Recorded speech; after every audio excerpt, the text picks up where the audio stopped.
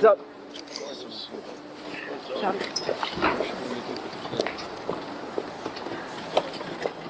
Well, our deposition of former President Clinton has concluded.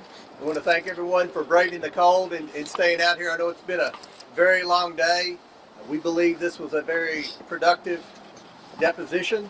I will have to say that President Clinton answered every question, or attempted to answer every question. We could talk about some of his answers in more detail, and I'm sure once the video is released and the transcript's released, not only will you, but a lot of people in America will have more questions about some of the answers that were given and where we go from here. But with respect to today, this was a long process, and I want to say this was historical. I believe that in the history of Congress, the two highest ranked officials to ever be deposed by Congress would be President Bill Clinton and Secretary of State Hillary Clinton. This is a serious investigation. We will continue to try to get the truth to the American people and justice for the victims. But I think a consistent theme continues to persist throughout all the people that we bring in. Obviously, the government failed the victims. There was justice was not served in Palm Beach when Epstein was first arrested. We're very concerned about that. We still have lots of questions about how Epstein accumulated so much wealth, and we will continue to bring some more people in and try to get answers. I'm going to yield to the other committee members, but every member of the committee participated both days and asked very good questions. Ms. May? Yes, I want to thank President Clinton for being here today. He was here for a very long day. He did attempt to respond to every single question asked, even when his attorneys told him to shut up. He kept, going. I think there's agreement too on everybody who was here on both sides of the aisle that we want to get to the bottom of this. Whether Jeffrey Epstein was an intel asset or honeypot operation, sex trafficker, prostitution ringleader, financier of Ponzi schemes, financial crimes, etc.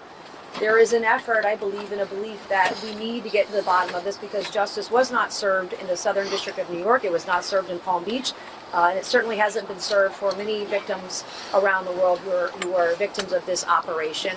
I want to thank my colleagues on both sides of the aisle for their questions today. Representative Stansberry had a lot of courageous questions. She showed bravery today. She and I never get along. Sometimes, in fact, can be seen arguing an oversight. But I say that because this is a place that is not partisan. This is a place where the country is seeing Republicans and Democrats work together to figure this out, find the truth, and try to come up with solutions so that when this happens, women are believed, men are prosecuted, their abuses are prosecuted, and justice can be seen and can be done. And I want to thank everyone for their hard work. I think I can't say anything about the questions and answers today or yesterday, but I will comment that I believe you'll see some inconsistencies in some of the responses. I brought that to the forefront this afternoon. Thank you. I'd like to close by saying that we do intend to follow up and bring in, and I know that that's up to the chairman's discretion, some of the co-conspirators that were given lesser sentences that were known to have trafficked young girls. Unacceptable. There's a difference between a victim and someone who engaged in prostitution and the trafficking of minors, and that needs to be clarified. I will again hold to the same thing that I said earlier, and that I do believe, and I'm sure some people on this committee also believe, that Jeffrey Epstein was an intelligence asset and running some form of a honeypot operation. I do believe that President Clinton, as well as the Secretary, were potentially targets of that operation, and we will leave it at that. And I look forward to seeing you all react to the depositions, as I think that this is information that's important and belongs to the American people. I want to reiterate what some of my colleagues have said. I want to salute our chairman, James Comer, for putting together an extremely professional deposition these last 2 days. Factual. This was not a highly partisan event like most of our hearings are when we're in Washington. We were there to ask direct questions. I think President Clinton today was quite candid, probably more candid than his attorneys were comfortable with. But I think that this will, obviously when we release the video of this, you'll have the opportunity to digest it. But we do have to get justice for the victims, because in all of the political food fight in Washington, D.C., What is getting lost is the fact that there are victims that deserve justice. Depositions like this are important because we need to get answers, we need justice for the victims. Epstein and his associates committed unspeakable evil, and I'm glad that President Clinton and Hillary came out here. What I believe I saw the last 2 days was selective memory, very good details back into the 90s, and in other times, I don't know, I don't recall. So we have more questions to answer. Thank you. Mr. Chairman, can you definitely say that as a result of the former president's deposition, you now have more information that you didn't have before about his sex trafficking ring? And secondly, also as a result of the deposition, will you be opening any new investigations or new inquiries into specific individuals or institutions? Well, we're going to bring more people in. We're not finished. We didn't want to announce names before today. It was so hard to get the Clintons in. I didn't want to do anything to jeopardize losing them. I think we learned some things. We were hoping to get more, but there were many questions, as you will see, hopefully in the next 24 hours when the videos were released, that there were a lot of very specific questions about very specific documents and correspondence that were subpoenaed that we got from the Department of Justice, as well as the Epstein estate. Many times the Clintons couldn't recall or didn't know or denied that they were pertaining to them. So, but I do think that we picked up some new facts. We asked both Hillary Clinton and Bill Clinton where we should go from here as a committee, because we're sincere about trying to get the truth to the American people and hold some bad actors accountable in this. Mr. Chairman,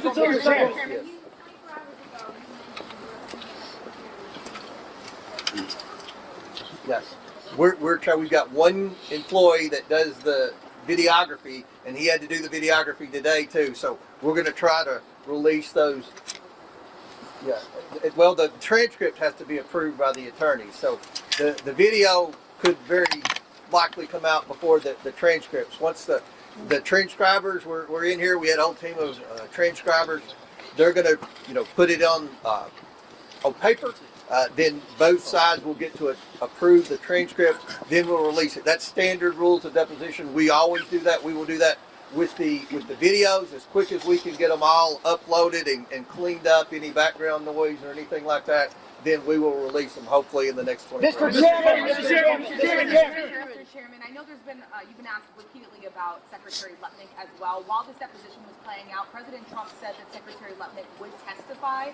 Have you made a decision yet on whether you're going to call him in? Well, we have a lot of questions about anyone who spent time with Epstein post conviction, the first conviction. I think that's where, and if anyone disagrees, feel free to speak up, but I think that's where most of our concerns are. Once you knew Jeffrey Epstein was a sex offender, why did you continue a relationship? So stay tuned on that. Mr. Chairman, Why do you think today was more respectful than yesterday? Was President Clinton more cooperative than close? Well, We were respectful. well, yeah. I mean, you can watch the video and say, everybody knows President Clinton. He's got Southern people skills. He's a charming individual, obviously. Mr. Chairman, Mr. Chairman, you have said in the past that Bill Clinton, Hillary Clinton were not accused of any wrongdoing connected to Jeffrey Epstein. After 2 days of asking them very tough questions in that regard, do you still feel the same way, that there's no reason to think that they're connected to any wrongdoing? Well, they said they weren't. I guess innocent until proven guilty. We're going to go back and look at. The reason Ms. Clinton complained about being asked the same question over and over is because we presented different emails, different documents that would suggest that she was close with Epstein and Maxwell, and obviously she denied that. Now we're going to go back and verify that to see if any type of perjury was committed. Chad. Thank you. Mr. Chairman, President Trump said today that he knew nothing about the Epstein files and he was exonerated. Do you agree that he is exonerated of this matter? From all the evidence I've seen, he's been exonerated for a long time. And would that preclude your committee, if that's your position, from your committee calling him? Well, we'll discuss that as we move forward. Obviously, we've got more people to bring in, and we'll see if any new evidence arises. But right now, I haven't seen anything. And if anybody, Can I just say this? The Epstein victims have exonerated President Trump. This is a trope that you guys are, a rabbit hole you guys are going down, but he's been exonerated over and over again by Epstein victims. We need to get all the information on co-conspirators. We still don't even have the names of all the co-conspirators because the Southern District of New York is hiding that information by redacting those names. Can I follow up? Real quick, if I can also just add into Here's my that. question. Let me just follow up. If that's the case, though, you make the case, the chairman makes the case about why it was so important to hear in great detail from both Clintons, but why it's not worth If I can just elaborate Bill real Clinton quick. was on Epstein's plane 26 flights. Hold I on. mean, he had information with them for hours and hours. Lots Real of quick, dinners, all the Chad, things. if I can just add in, President Clinton, and you guys will all be able to hear specifically what he said, reference a 2002-2003 conversation of which he did not feel that President Trump had any wrongdoing in regards to Jeffrey Epstein. It's incredibly important that you guys see through the partisan nature of what has become this entire investigation. It's also important that you guys are reporting the fact that everything that we are seeing in these documents, to include what I presented to both the Secretary and President Clinton, show that Epstein was running an intelligence operation. He was targeting people specifically, and he was intentionally bringing in and using women to traffic in minors and then exposing vulnerabilities for different people. What I will also say is that, like Nancy has said and the chairman, there is nothing that we are seeing where there's criminal involvement or reason to believe that the president has any wrongdoing, and that is why we are not supporting this crazy theory in bringing him into all of this. We appreciate that President Clinton said what he did, and I will say that that has probably been, I guess, the silver lining in all of this. And I will say Secretary Clinton and President Clinton both offered, I think, suggestions, advice on where this investigation should go based on information they have, things that they've seen, experiences in their positions, and that's helpful to this entire thing. And again, this has been not partisan. We saw really great questions from the Democrat side of the Oversight Committee and the Republican side today. I was very impressed with where this went today. Nancy, can I ask, when have survivors said to you that they want Trump is exonerated? Yes. Because they've only ever told me they want to see him tried. No, I've never heard that from a single victim. when we met on the committee, the Republicans and Democrats met with, what were there, 5 or 6 survivors that day? We And met the with 2 of them, attorneys. and their attorneys. Of course, the Democrats asked that question numerous times to the victims, and they all said they never saw anything or heard anything that Donald Trump did wrong, never saw him on the island or anything And else. if I can just add in real quickly, also there was false allegations made against President Clinton. Okay, we are not going to bring in people that were making false allegations against either president. That's not what you do in this. Okay, we're looking for justice, and that's why we're going to be bringing in some of the known co-conspirators that were given plea deals. Okay, that's justice. Have you raised Congressman Lewis did a great job on that today. Have you raised the issues? Last question, You yes. say you have issues with redactions with President. Have you raised that Just concern left. to the Attorney General? I have raised my concern with redactions to the Southern District of New York. They have a letter, the DOJ and the CIA. My advice to the Department of Justice is release the documents and unredact the names of anyone who wasn't a victim. And I think one of the issues we have, can you be a victim and a victimizer? That's a question that we're going to talk about as we move forward. Now, we look forward to seeing you next week in Washington. We will have further announcements of where we're going with the investigation, but we have 2 more depositions already booked, one with Jeffrey Epstein's accountant and one with Jeffrey Epstein's lawyer. So those are forthcoming. We'll probably announce some more people we're going to bring in prior to those depositions. But I think we had a good 2 days in New York City. I appreciate the Clintons being here.